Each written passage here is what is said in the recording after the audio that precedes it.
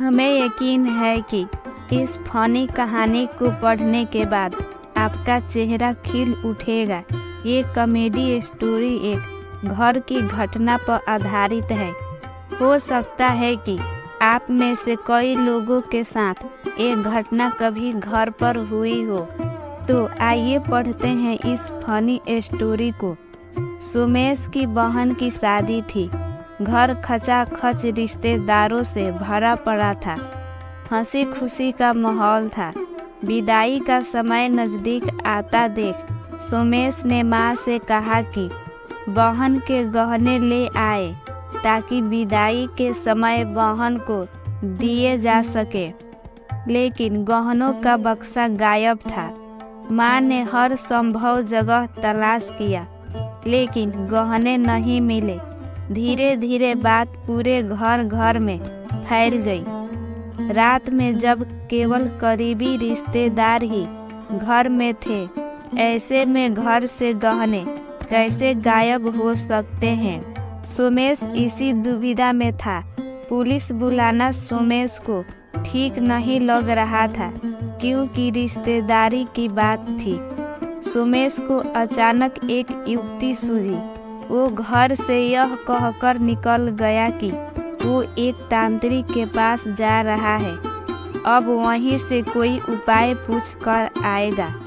सुमेश घर से निकलने के 2 घंटे बाद एक मुट्ठी हल्दी लगे चावल के साथ घर लौटा। सभी लोग बेहद गंभीर थे। सुमेश को देखकर घर में सन्नाटा सा पसर गया। हर कोई जानना चाहता था कि आखिर तांत्रिक ने क्या बताया। सुमेश ने सभी रिश्तेदारों को वो चावल दिखाते हुए कहा कि यह चावल विशेष तंत्र विद्या द्वारा मंत्र फूंके गए हैं। तांत्रिक ने बताया है कि वे लोग जो रात में घर पर उपस्थित थे सभी को 2-2 दाने चावल के बिना चबाए निगलने हैं। जिसने भी चोरी की होगी, चावल खाने के 1 घंटे के अंदर उसको खून की उल्टियाँ होने लगेगी। हो सकता है कि जान भी चली जाए। इसलिए मैं आप सभी से गुजारिश करता हूँ कि जिसने भी गहने लिए हैं वो चुपचाप वापस कर दे। मैं कुछ नहीं करूँगा, ना ही पुलिस को बुलाऊंगा। लेकिन चावल खाने के बाद जो भी होगा उसका जिम्मेदार मैं नहीं होऊंगा। सभी के चेहरे पर डर साफ दिखाई दे रहा था। सुमेश ने चावल सबको देना शुरू किया कि तभी एक दूर के रिश्तेदार चक्कर खाकर गिर पड़े। उनको पानी के छींटे मारकर होश में लाया गया।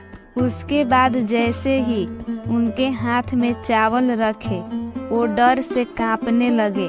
हाथ जोड़कर बोले, मुझे माफ़ कर दो। मैंने ही अलमारी से गहने चुराए हैं और पीछे की ज़मीन में गाड़ दिए हैं। लेकिन मैं मरना नहीं चाहता।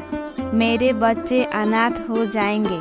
भगवान के लिए मुझे जाने दो। सुमेश ने उनको गहने लेकर जाने दिया। उनके जाने के बाद सभी लोग तांत्रिक के दिए चावल की तारीफ करने लगे। इतना सुनकर सुमेश जोर जोर से हंसने लगा। सभी लोग सुमेश को हंसता देख हैरान थे। सुमेश हंसते हंसते बताने लगा, मैं किसी तांत्रिक के पास नहीं गया था, ना ही ये चावल किसी तंत्र विद्या से पढ़े हुए हैं। ये तो मैंने बाहर वाली दुकान से 5 रुपये के खरीदे हैं। सभी लोग अभी भी हैरान थे। सुमेश ने कहा कि मैं जानता था सिर्फ डर ही वो चीज़ है जिससे मैं अपने चुराए हुए गहने वापस ले सकता था। पुलिस भी आती तो कभी पता ना लगा पाती कि चोरी किसने की है। इसलिए मैंने ये सारा नाटक रचा। पूरी कहानी सुनने के बाद अब किसी की भी हंसी नहीं रुक रही थी। घर में फिर से हंसी खुशी का माहौल बन गया था।